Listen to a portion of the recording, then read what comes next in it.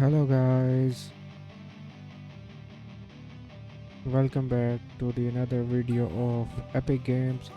So today I'm gonna show you how you can get free Epic Games in your PC or download free games in your PC.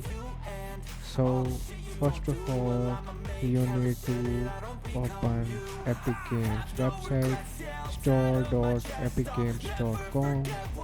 Then you will see here the discover option. Click on that. Then inside the menu you can click on browse. Then you need to scroll down and you can see here price section. Click on the price section. Then click on free.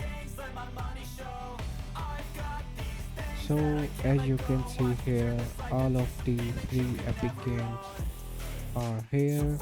You can easily click on the game which you want in your PC. Then you need to wait, it's loading, wait for loading. Then click on the get.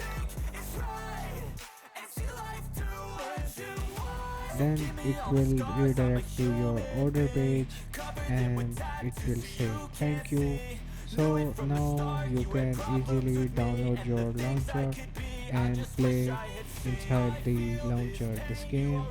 So I hope you like this video. Please like and subscribe and hit the bell icon. So bye.